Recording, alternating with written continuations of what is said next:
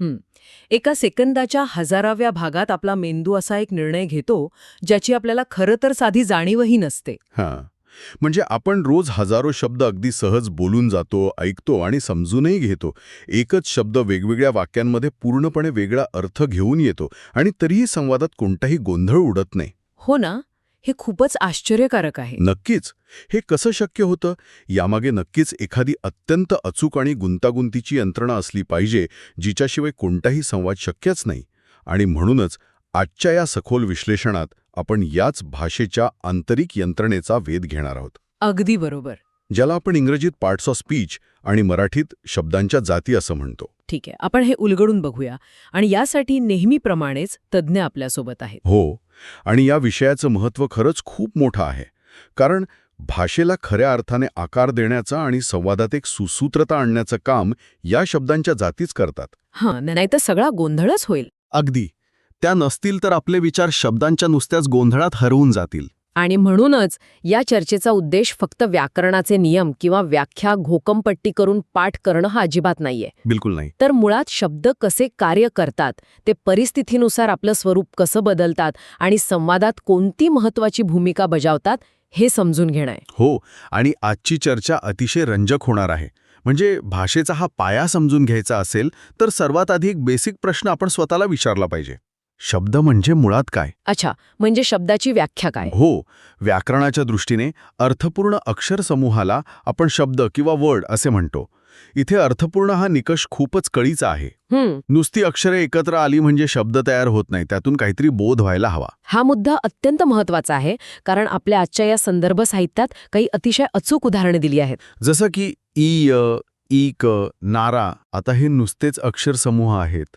जर अचानक मी नुसतंच नारा असं उच्चारलं तर त्याचा काहीच अर्थबोध होत नाही. हो ना, त्यांना स्वतःचं असं कोणतंही स्वतंत्र अस्तित्व किंवा अर्थ नाही. मग मला असा प्रश्न पडतो की जर या अक्षर समूहांना अर्थच नाही तर ते भाषेत अस्तित्वात तरी का आहेत? तोच तर व्याकरणातील खरा जादूचा भाग आहे. हे अर्थहीन वाटणारे अक्षरसमूह जेव्हा एखाद्या मूळ शब्दाला जोडले जातात तेव्हा ते त्या शब्दाचा संपूर्ण अर्थ, त्याची व्याप्ती किंवा त्याचा वाक्यातील कार्यच बदलून टाकतात. बापरे. हो, आणि शब्दांना जोडल्या जाणाऱ्या अक्षरसमूहांना आपण प्रत्यय किंवा इंग्लिशमध्ये सफिक्सेस असं म्हणतो. ते स्वतःहून काही सांगत नसले तरी ते शब्दांना वाक्यात वापरणे योग्य बनवतात. अच्छा. आणि इथूनच मग प्रकृती आणि विकृती या दोन अत्यंत रंजक आणि महत्त्वाच्या कन्सेप्टचा जन्म होतो, बरोबर? अगदी बरोबर ओळखलात. म्हणजे आजच्या माहितीनुसार प्रकृती किंवा रूट वर्ड म्हणजे तो मूळ शब्द, आणि त्याला हा प्रत्यय लागून जो बदललेला शब्द तयार होतो त्याला आपण विकृती म्हणजे मॉडिफाईड वर्ड म्हणतो. होय, आणि याच प्रक्रियेतून व्याकरणातील सर्वात महत्त्वाचा फरक समोर येतो, तो म्हणजे शब्द आणि पद यातील फरक. सामान्य व्यवहारात आपण शब्द आणि पद या दोन्ही गोष्टी एकच मानतो, पण व्याकरणाच्या सूक्ष्म पातळीवर तसं नाहीये. शब्द हा स्वतंत्र असतो, तो डिक्शनरीमध्ये किंवा शब्दकोशात सापडतो. पण मग पद म्हणजे काय? जेव्हा त्या शब्दाला प्रत्यय लागून तो वाक्यात प्रत्यक्ष वापरला जातो तेव्हा त्याला पद म्हणतात. अच्छा, म्हणजे जर हे अधिक सोपं करण्यासाठी मला एक सादृश्य किंवा एनॉलॉजी वापरायची झाली. नक्कीच, सांगा. तर प्रकृती म्हणजे एखादा कच्चा बटाटा. तो एक रॉ इन्ग्रेडियंट आहे. तो तसाच खाता येत नाही. आणि जेव्हा आपण त्यावर प्रक्रिया करून त्याला मीठ मसाला लावून त्याचे फ्रेंच फ्राईज बनवतो आणि ताटात वाढतो तेव्हा ते पद किंवा रेडी टू सर्व्ह डिश बनते, बरोबर ना? वा, हे सादृश्य अगदी चपखल आहे. कच्च्या बटाट्याची जागा स्वयंपाकघरातल्या पोत्यात असते, जशी मूळ शब्दाची जागा शब्दकोशात असते. बरोबर. पण जेव्हा तो ताटात येतो तेव्हा त्याला एक वेगळं रूप घ्यावं लागतं. त्याला वाक्याचा एक भाग बनावा लागतो. तीच प्रकृती आणि विकृतीची कमाल आहे. म्हणजे प्रत्यक्ष वाक्यात कसं दिसेल हे? सोप्या उदाहरणाने सांगायचं तर झाड हा एक मूळ शब्द आहे. तो स्वतंत्र आहे, पण जेव्हा संवादात तो वापरताना आपण म्हणतो की तो झाडाखाली बसला, तेव्हा झाड या शब्दाला खाली हा शब्द जोडून आपण झाडाखाली असं रूप तयार केलं. आता हे झाडाखाली एक पद बनलं आहे. ठीक आहे, आपण हे उलगडून बघूया. कारण इथेच खरी रंजक गोष्ट समोर येते. म्हणजे here's where it gets really interesting. नक्कीच. एकच शब्द वाक्यात वेगवेगळ्या प्रकारची भूमिका कसा काय करू शकतो? हे एखाद्या बहुरूपी अभिनेत्यासारखं आहे जो वेगवेगळ्या नाटकात वेगवेगळी पात्रे साकारतो. आपल्या आजच्या माहितीत एक अतिशय उत्तम शब्द दिला आहे वर. भाषेच्या लवचिकतेचं यापेक्षा उत्तम उदाहरण शोधून सापडणार नाही. आपण ती 5 वेगवेगळी उदाहरणं पाहूया जिथे हा एकच वर शब्द 5 वेगवेगळ्या भूमिका निभावतो. हो, सांगा ना. पहिलं उदाहरण घेऊया. पक्षी फांदीवर बसला. आता इथे वर हा शब्द पक्षी आणि फांदी या 2 गोष्टींमधला स्थानदर्शक संबंध दाखवतोय. अच्छा, म्हणजे इंग्रजीत ज्याला आपण प्रिपोजिशन म्हणतो तसं. अगदी बरोबर. तो फांदी या शब्दाला जोडून आलाय, त्यामुळे इथे तो शब्दयोगी अव्यय किंवा पोस्ट पोझिशन म्हणून काम करत आहे. आणि दुसरं उदाहरण पाहिल्यावर तर या शब्दाचं रूप अगदीच अनपेक्षित वळण घेतं. शंकराने पार्वतीस वरले. इथे वर हा शब्द जागा किंवा स्थान अजिबात दाखवत नाहीये. तो चक्क क्रियापद झाला आहे. हो, म्हणजे इंग्रजीत वर्ब. वरले म्हणजे निवडले किंवा विवाह केला. टू चूज किंवा मॅरी. इथे तो वाक्याचा गाभा बनला आहे, तो कृती दाखवत आहे. बरोबर. आता तिसरं वाक्य बघा. वर्मा तोऱ्यात वावरते. अरे छा. इथे वर हा शब्द माय या नामाबद्दल अधिक माहिती देत आहे. कोणाची आई? तर वरची आई, म्हणजेच नवरदेवाची आई. म्हणजे इथे तो एका विशेषणाचं काम करत आहे, ॲडजेक्टिव्ह. अगदी, जो नामाची व्याप्ती मर्यादित करतो. आता चौथ्या वाक्यात हा शब्द परत एकदा स्वतःचं कार्य बदलतो. पतंग वर गेला. कुठे गेला? तर वर गेला. हो, इथे तो जाण्याची जी क्रिया आहे त्या क्रियापदाबद्दल विशेष माहिती देतोय. म्हणून हे क्रियाविशेषण अव्यय किंवा ॲडवर्ब झालं. आणि शेवटचं 5वं उदाहरण. देवाने स्वप्नात मला एक वर दिला. इथे वर म्हणजे आशीर्वाद किंवा बून. इथे हा शब्द कोणतीही कृती, संबंध किंवा विशेषण नाही, तर तो थेट नाम म्हणजेच नाऊन म्हणून वापरला गेलाय. इथली सर्वात रंजक गोष्ट म्हणजे व्हॉट्स फॅसिनेटिंग हिअर इज, भाषा ही गणितासारखे एका चौकटीत अडकलेली नसते. शब्दाचा अर्थ त्याच्या जागेवर किंवा संदर्भावर कसा पूर्णपणे अवलंबून असतो हे या 5 उदाहरणांवरून स्पष्ट होतं. हो ना. शब्द तोच, त्याचं स्पेलिंग तेच, पण वाक्यात तो कुठे आणि कसा बसलाय यावरून त्याची जात ठरते. पण इथे मला एक प्रश्न नक्की विचारावासा वाटतो. हे सर्व पुस्तकात वाचायला आणि कागदावर शांतपणे विश्लेषण करायला खूप सोपं वाटतं. पण प्रत्यक्षात जेव्हा आपण भरभर बोलत असतो किंवा समोरच्याचं ऐकत असतो, तेव्हा आपला मेंदू एवढ्या प्रचंड वेगाने हा वर कुठला आहे हे न गोंधळता कसा काय ठरवतो? हा खूप छान प्रश्न आहे. आपण कधीच बोलताना थांबून विचार करत नाही की अरे हा विशेषणवाला वर आहे की नामाचा. हे कसं होतं? हा खरोखरच विचार करण्यासारखा प्रश्न आहे. याचं उत्तर आपल्या मेंदूची आकृतिबंध ओळखण्याची क्षमता म्हणजेच पॅटर्न रिकग्निशन यामध्ये दडलेलं आहे. अच्छा. आपण लहानपणापासून भाषेचा जो सराव करतो त्यातून मेंदूला आजूबाजूच्या शब्दांवरून संदर्भ ओळखण्याची प्रचंड वेगात सवय लागते. जेव्हा कानावर देवाने स्वप्नात मला एक अशी रचना पडते तेव्हा मेंदूला पुढचं माहीत असतं. अगदी बरोबर. त्या एक या शब्दानंतर मेंदूला आधीच माहीत असतं की इथे आता एखादी वस्तू किंवा नामच येणार आहे. त्यामुळे मेंदू आपोआप आशीर्वाद हाच अर्थ घेतो. मेंदू शब्द एकटे वाचत नाही, तो शब्दांचा आजूबाजूचा संपूर्ण नकाशा एकाच वेळी वाचतो. हे खरोखरच अद्भुत आहे. मानवी मेंदूचे आणि भाषेचे हे नाते थक्क करणारे आहे. पण जर शब्द असे बहुरूपी असतील आणि ते सतत आपली रूपं बदलत असतील तर भाषेत सगळा गोंधळच असायला हवा. पण तसं होत नाही. यामागे नक्कीच काहीतरी व्यवस्था असली पाहिजे. याच व्यवस्थेकडे आता आपण वळूया. शब्दांच्या भूमिकांवरूनच मराठी व्याकरणात 8 मुख्य जाती किंवा 8 पार्ट्स ऑफ स्पीच पाडण्यात आले आहेत. हो. या जातींचे मुख्य 2 गट पडतात, एक विकारी आणि दुसरे अविकारी. अगदी बरोबर.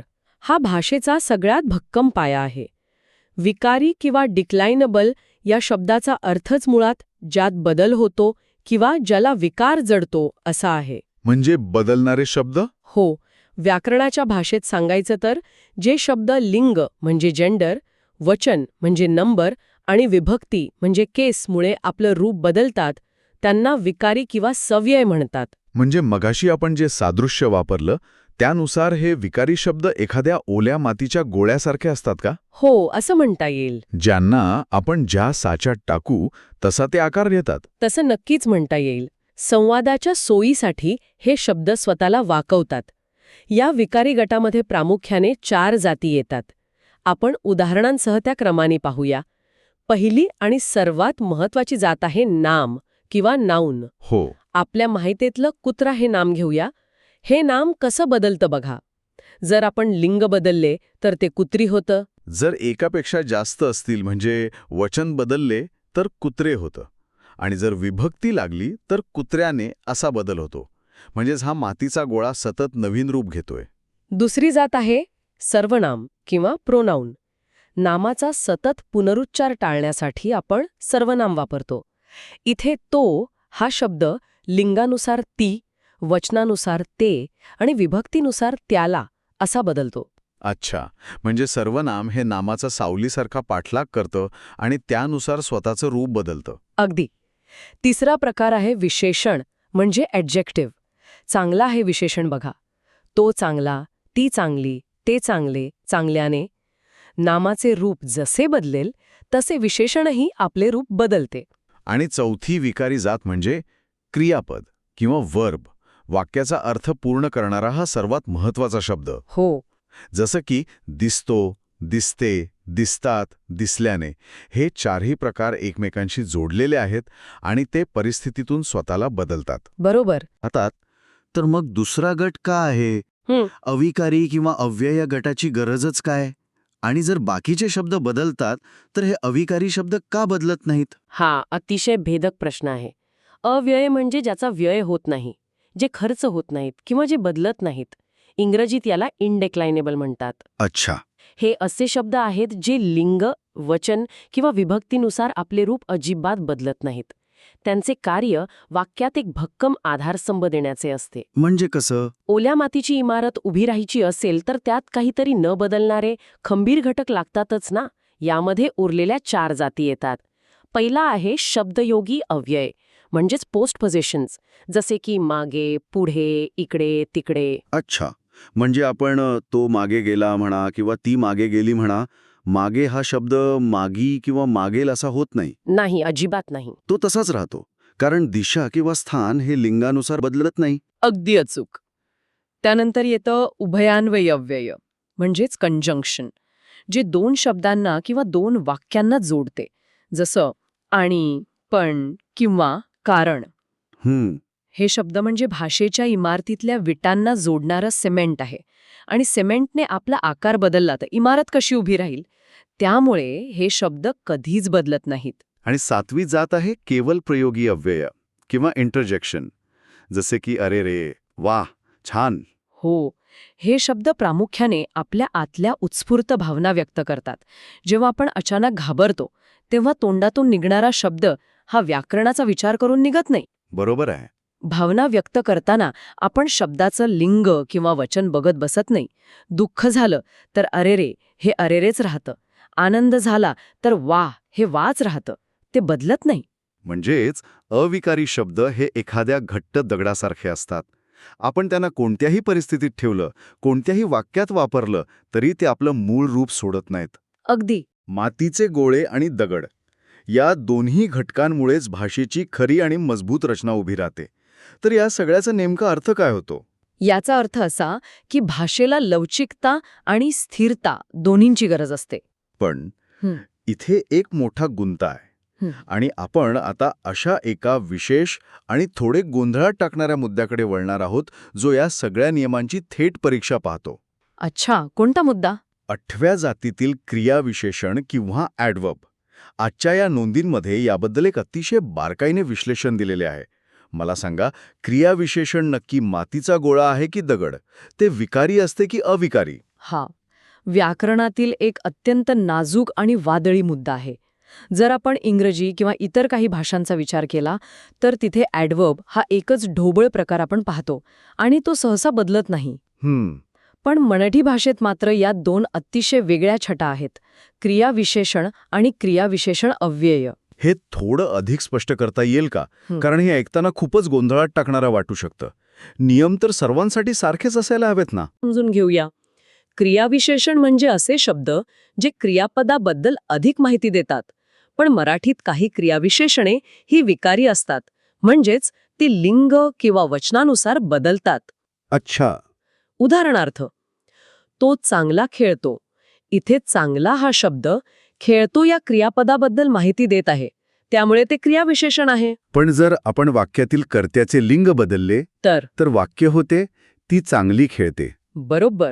वचन बदलले तर ते चांगले खेळतात. किंवा विभक्ती लावली तर त्याला चांगले खेळता येते.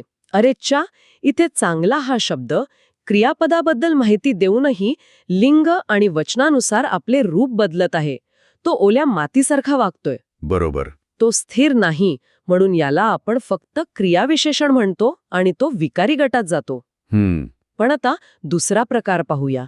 क्रियाविशेषण अव्यय हे असे शब्द आहेत जे क्रियापदाबद्दल माहिती देतात पण कोणत्याही परिस्थितीत बदलत नाहीत.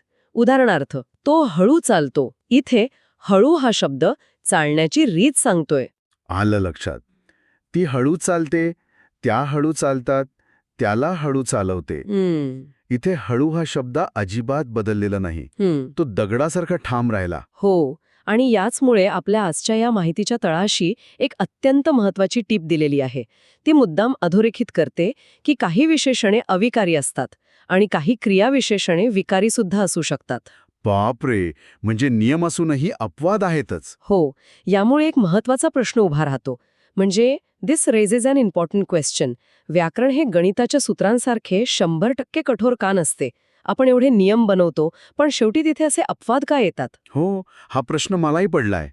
जर चांगला हे विशेषण आहे तर ते क्रियाविशेषण म्हणून का येतं आणि वरून आपले रूपही का बदलतं? हे नियम एवढे लवचिक का आहेत? याचं मुख्य कारण म्हणजे भाषा ही एखादा प्रयोगशाळेत किंवा बंद खोलीत शास्त्रज्ञांनी तयार केलेली नाही. बरोबर आहे. भाषा ही माणसांनी एकमेकांशी संवाद साधण्यासाठी बनवली आहे आणि ती हजारो वर्ष लोकांच्या तोंडी उत्क्रांत होत आली आहे. माणसांचा स्वभाव आणि विचार जसे प्रवाही असतात तशीच भाषाही प्रवाही असते. क्या बात है. मानवी व्यवहारातील गुंतागुंता भाषेमध्ये उमटतेच, त्यामुळे त्यात अपवाद हे नेहमीच असणार. तोच भाषेचा खरा जिवंतपणा आहे. किती खरा आणि खोल विचार आहे हा. तर आजच्या या सखोल विश्लेषणाचा सारांश सांगायचा तर आपण पाहिलं की अर्थहीन अक्षरसमूह प्रत्यय म्हणून मूळ शब्दांना कसे जोडले जातात आणि त्यातून वाक्यात वापरण्यायोग्य पद कसं तयार होतो.